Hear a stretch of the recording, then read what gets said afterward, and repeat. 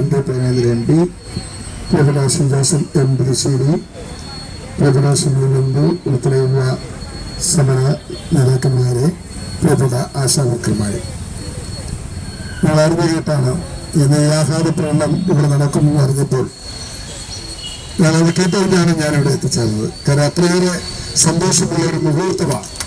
ഈ മുഹൂർത്തത്തിൽ നിങ്ങളോടൊപ്പം പങ്കുകൊള്ളുക എന്നുള്ളതാണ്. ഞങ്ങളൊക്കെ ഈ ആശാസമരത്തിൽ പല ഘട്ടങ്ങളായി പങ്കുചേർന്നവരാണ്. ഒപ്പം പാർലമെന്റിലും ഞാൻ ശ്രീ പ്രേമേന്ദ്ര ഉൾപ്പെടെയുള്ള UDF MP-മാർ നിരന്തരം ഈ ആശാവർക്കർമാരുടെ സമരത്തെ പാർലമെന്റിൽ ഉന്നയിക്കുകയും ചെയ്തിരുന്നു. അതുകൊണ്ട് തന്നെ എന്നും ഞങ്ങൾക്ക് ഇവിടെ വരാൻ കഴിയില്ല, നിങ്ങൾക്ക് എല്ലാവർക്കും അറിയാം.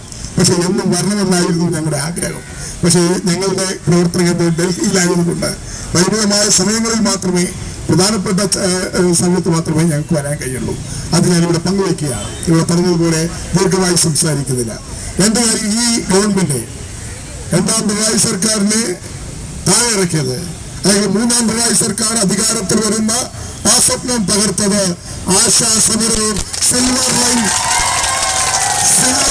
സമരവുമാണ് എന്ന കാര്യത്തിൽ യാതൊരു സംശയമില്ല.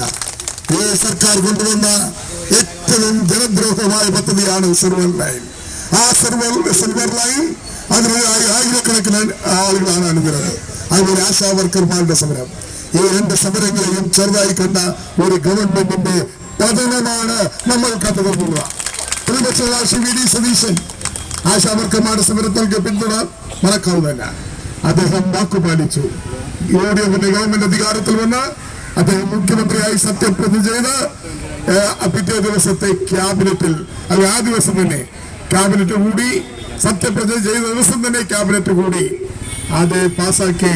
ആശാവർക്കർമാരുടെ ഓണറേറിയത്തിൽ 3000 രൂപയുടെ വർധനവ്.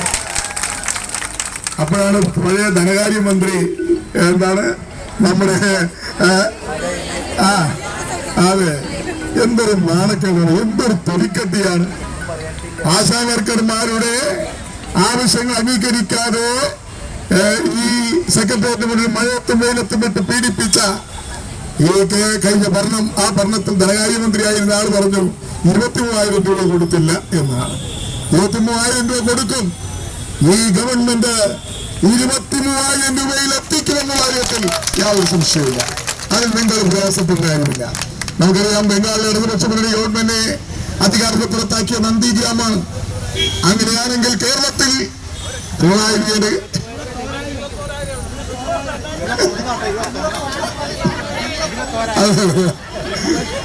എത്ര കൊടുത്താലും നമുക്ക് സന്തോഷമില്ല. അപ്പോ ബംഗാളിലെ ഇടതുപക്ഷത്തെ പുറത്താക്കിയത് നന്ദിഗ്രാമാണെങ്കിൽ ഞാൻ നേരത്തെ പറഞ്ഞു, ഇവിടെ അതിന് സമാനമായ സമരമാണ് നിങ്ങൾ നടത്തി. ഞങ്ങളല്ലാതെ മറ്റാരുണ്ട് എന്ന് പറഞ്ഞ, LDF അല്ലാതെ മറ്റാരുണ്ട് എന്ന് പറഞ്ഞ ചോദ്യത്തിന് നിങ്ങൾ ഉത്തരം നൽകി. LDF അല്ലാതെ മറ്റാരുണ്ടെന്ന ചോദ്യത്തിന് LDF അല്ലാതെ UDF ഉണ്ട് എന്ന് ആശാവർക്കർമാർ നൽകിയ നിങ്ങളുടെ ഈ ആഹ്ലാദ പ്രകടനത്തിൽ ഞങ്ങളും പങ്കുചേരുന്നു. നന്ദി, അഭിവാദ്യങ്ങൾ, അനുമോദനങ്ങൾ ഒരിക്കലും.